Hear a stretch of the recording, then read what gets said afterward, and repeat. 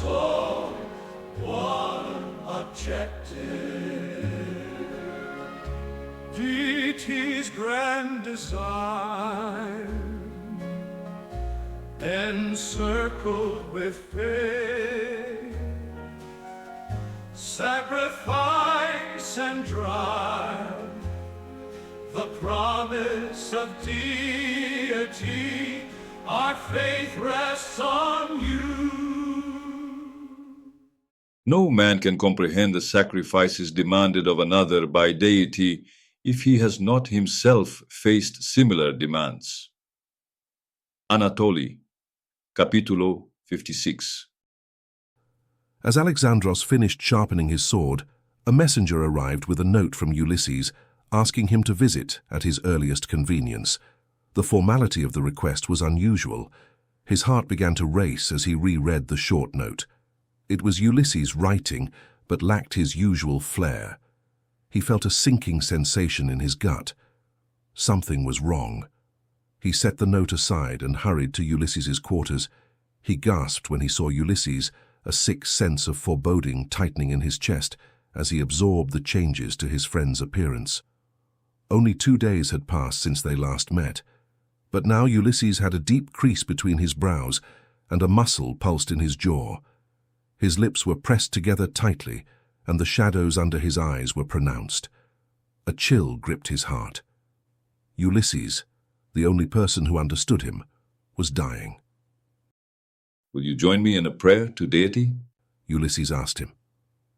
Alexandros nodded and closed his eyes, allowing the quiet stillness of the room to envelop him as he listened to his cousin's words. As Ulysses spoke, he felt inadequate once more, overwhelmed by the depth of spirituality radiating from him, especially when it was Alexandros who was meant to be the next keeper. We say each of these things all within the light and sight of deity. Ulysses finished the prayer. Both men were silent for several minutes, the air thick with unspoken thoughts. Finally, he turned to Alexandros and said, I believe, cousin, that you must fetch Estolian. Alexandros met Ulysses' gaze and saw the truth reflected within his eyes. There was no hope for his foot. A wave of nausea twisted in his stomach as he closed his eyes, accepting the unspoken truth. Marta would know where to find Estolian, and with purpose he headed toward the kitchens. Deity's grand design, encircled with... Alexandros entered the bustling kitchen, scanning for Estolian. As he approached, he saw the healer tending to a yearling lamb in a small paddock, preparing for the evening's meal. The moment Estolian noticed Alexandros's urgent demeanor, he released the lamb, letting it scamper away into the safety of the pen. My cousin requires your services, Alexandros said to Estolian. He and I both feel that his broken ankle will not heal. Marta, who had accompanied Alexandros, shared a brief but heartfelt kiss with Estolian before stepping aside. Come, Estolian said, urgency in his voice as he led Alexandros back through the kitchen toward his spacious chambers. Engrossed in his task, Estolian deftly gathered an assortment of implements, offering a steady stream of explanation while he worked. This habit ensured that those around him always understood the purposes behind his actions. we will need the 3 soaps of cleanliness, of course, he said, sliding 3 jars into his bag. Spirits infused with floral extract for pain relief, arnica for bruising. He continued listing various medicaments, each one carefully chosen. As he began to close his bag, he paused, his brow furrowing in thought. A tap on the door preceded its opening, revealing a young acolyte.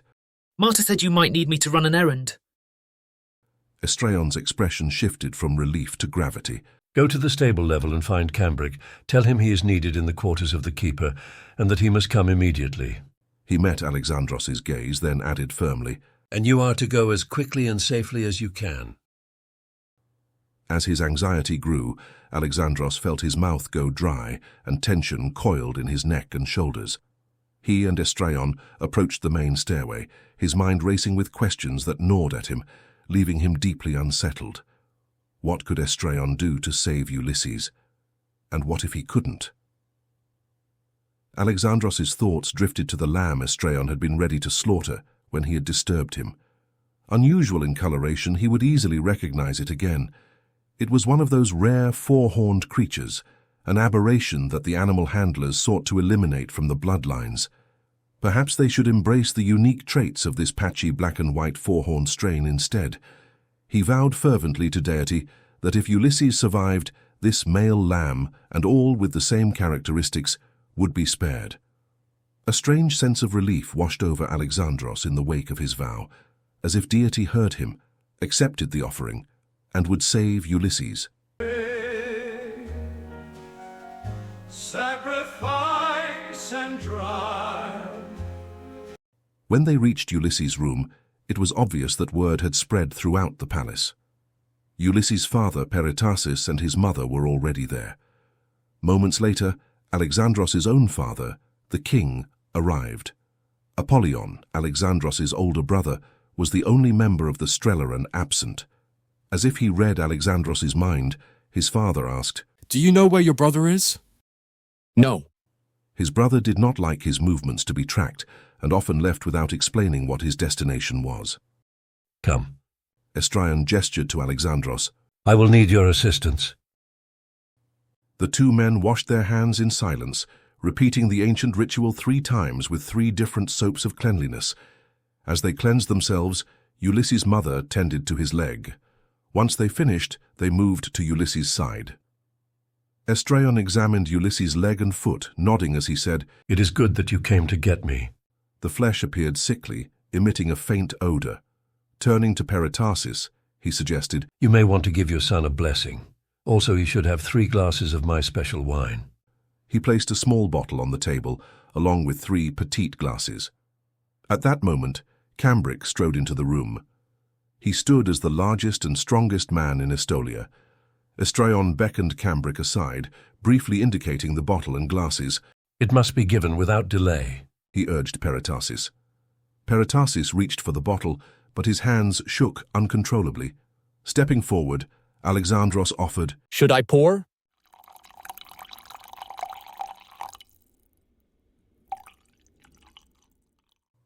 His uncle nodded gratefully.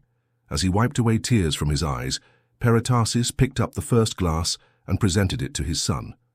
Ulysses glanced at Alexandros, then at his mother and father, before taking the glass and downing the wine in one swift motion. He grimaced as the bold flavor and strength washed over him. Without hesitation, he consumed the second and third glasses just as quickly. After finishing the third drink, Alexandros placed the bottle and glasses on a side table.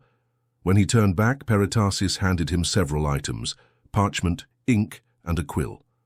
With a newfound purpose in his voice, stronger than Alexandros could recall, he said, Will you be my scribe, Alex, while I give my son a blessing?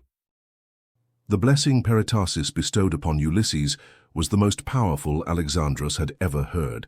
He felt the unmistakable presence of deity in every word, every subtle inflection.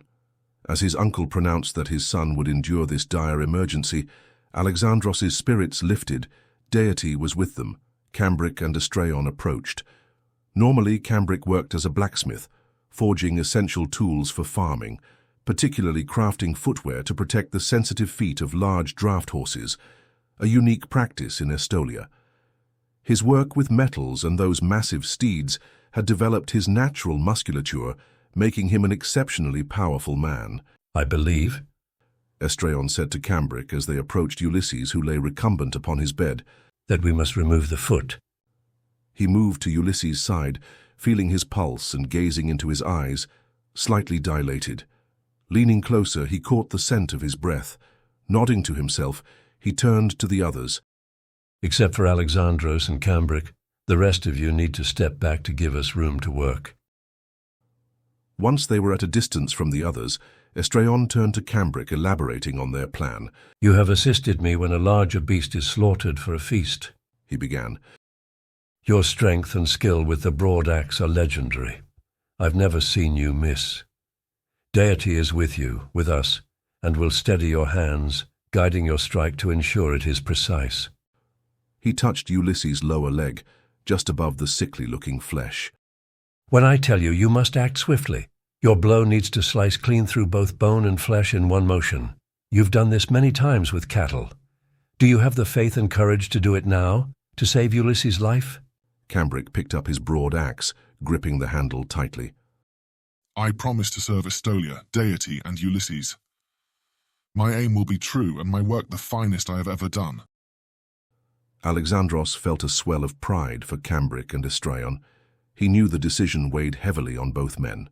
If called upon, he wasn't certain he could summon the courage to act. His focus shifted back to the healer as he continued to speak. Here, he said, gesturing toward the fireplace. I have several implements warming in the flames. I will stem the flow of blood and aid the healing process with heat. He turned to Alexandros, his expression firm. Your job, Alex, is to hold Ulysses' foot steady. Grasp it firmly and lean back, pulling on the foot. When Cambric severs it, you will fall backward. Remain where you land so I can access Ulysses' leg and stem the flow of blood. Forever after, Alexandros would remember the next few minutes with a clarity that haunted him. He promised to do his part and gripped Ulysses' ankle tentatively, fearful of causing his friend pain. I cannot feel my foot. Its spirit has already fled. Ulysses reassured him. Once Estolian was satisfied with Alexandros' grip, he signaled for Cambric to approach. I'll be quick, Cambric promised. And barely a heartbeat later, Alexandros found himself sprawled on the hearth, gripping his friend's diseased foot. The scorching spray of hot liquid on his face caught him off guard. The acrid stench of cauterized flesh hit his nostrils an instant later, making him want to retch. He swallowed hard and focused his attention on Estolian. There would be time for his own reactions later. Once Ulysses' leg was properly bandaged, his eyelids heavy with exhaustion, he drifted into an uneasy slumber. Alexandros, feeling the emotional weight bearing down upon him, rushed to his own chambers. The contents of his stomach spewed forth in a violent purge, a physical manifestation of his inner turmoil. As he wiped his mouth and washed the bitter taste from his lips, Alexandros couldn't help but wonder if he would ever feel complete again after witnessing such a gruesome spectacle. Then, in a sudden wave of guilt and self-recrimination, he berated himself for his own selfishness. After all, Ulysses would never be whole again, and the thought of his dear friend's lifelong disability weighed heavily upon Alexandros' conscience. Despite bathing not once, but twice, Alexandros could not shake the feeling of lingering uncleanliness. Plagued by restlessness, he made the decision to journey to the temple. He had not yet laid eyes upon his brother, and the sight of that lifeless limb, coupled with the scalding torrent of blood that had splattered his face, left him deeply unsettled. Only a few candles flickered in the oval ceremony room, casting long shadows that danced across the walls. Alexandros approached the dais and knelt on the lone pillow placed there. A familiar sense of inadequacy washed over him. He wished Ulysses could be the next keeper. No man he had ever known seemed more suited to the role that he, Alexandros, was destined to inherit. He prayed for deity's guidance through the trials he had faced and those yet to come.